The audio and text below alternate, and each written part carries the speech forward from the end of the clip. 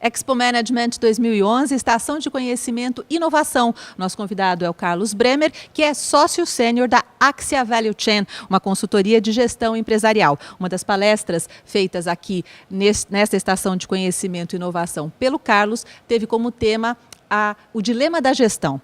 Carlos, eu gostaria de te perguntar, falando um pouco sobre inovação. Um dos principais dilemas da gestão, quando o líder vai tomar uma decisão, é a questão da escolha. Cada escolha implica numa renúncia. Como ele deve lidar com esse dilema? Primeiro, ele tem que aceitar que quando ele toma uma escolha, ele também, ao mesmo tempo, está tomando uma renúncia. Então, a nossa experiência nos projetos, nos trabalhos com as grandes empresas, ou até pequenas e médias, é quando você faz uma pergunta: você vai ser inovador?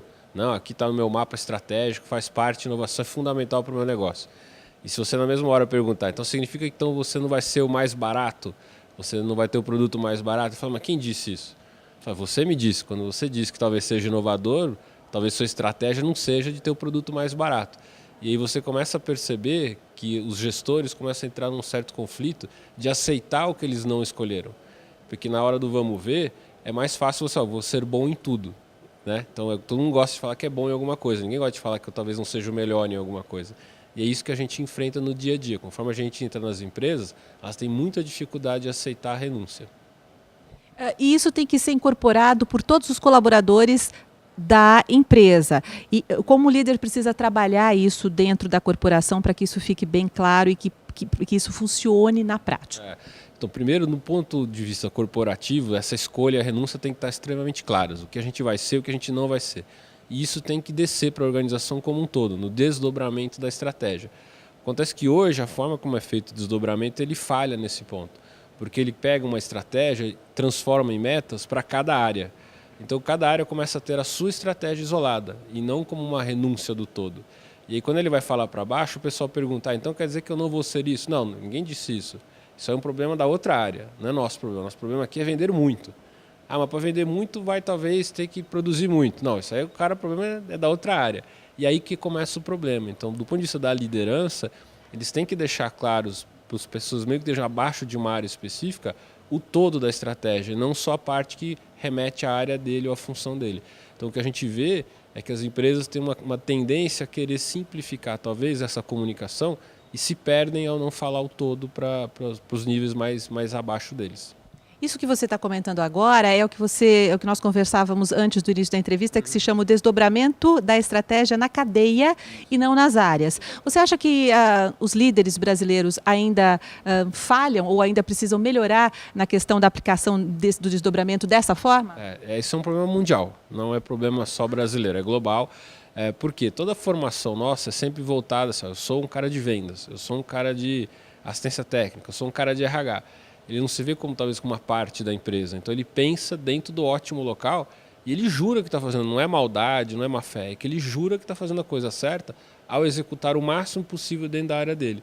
E às vezes não é o melhor. Eu estava te comentando de um exemplo muito clássico que parece até banal, mas é muito verdadeiro.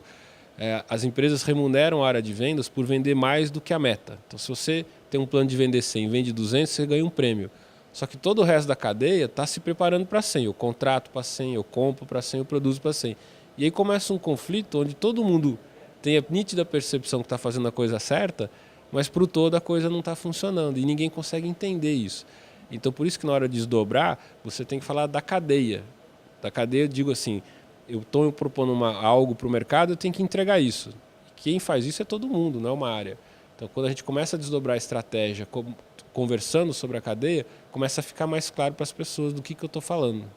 Você disse que esse é um problema mundial e não só brasileiro, ou seja, a gente estaria falando então de uma questão em nível de educação, seja educação acadêmica, seja educação corporativa e consultoria, logicamente, uma necessidade de mudar esta visão generalizada? Tá perfeito. Tanto é que a outra palestra que eu fiz aqui no HSM é sobre inovando paradigmas, pensando diferentes para transformar resultados. Então, no fundo, é como a gente pensa. O nosso mapa mental, que era muito válido para até 20 anos atrás, que era um mundo de volumes altos, escala, não tinha crise mundial. E agora que eu estou num momento de crise, que a restrição, a própria sustentabilidade me impõe limitações, as minhas escolhas são muito mais difíceis. E a partir do momento que eu começo a ter escolhas mais difíceis, eu tenho que ter renúncias mais difíceis ainda. Então não adianta todo mundo fingir que está indo tudo bem. Então, você tem que fazer as pessoas pensarem diferente. E aí vem pela educação. A educação forma muito do pensamento da gestão hoje. Então, a gente já vê, por exemplo, escolas de engenharia nos Estados Unidos, que é 1/3 técnico, 1/3 sociologia e 1/3 artes liberais, para justamente trabalhar o pensamento e não mais só a parte específica dele, né? As novas mídias que nós vivemos hoje em dia, né? O mundo digital, redes sociais, elas também podem ter uma participação nesse caminho? É total, porque o que elas fazem, na verdade, é te interconectar com uma velocidade muito maior. Então, antigamente, no tempo em que você tinha tempos maiores, mais longos, a relação causa-efeito das minhas ações demorava para aparecer. Então, eu fazia uma coisa, o problema aparecia 1, 2 meses depois. Hoje, com todos esses sistemas integrados, a web, as mídias, o que eu faço tem uma ação imediata. Em 1 minuto, 2 minutos, talvez alguém já esteja sabendo e me ligando. Então, se eu não tenho clareza do todo, eu vou falar, desculpa, esse é o meu trabalho, esse é o problema da outra área. Aí o cliente, o acionista, ou seja quem for, um stakeholder, mas peraí, você não trabalha para a empresa? Eu trabalho, mas eu sou de outra área.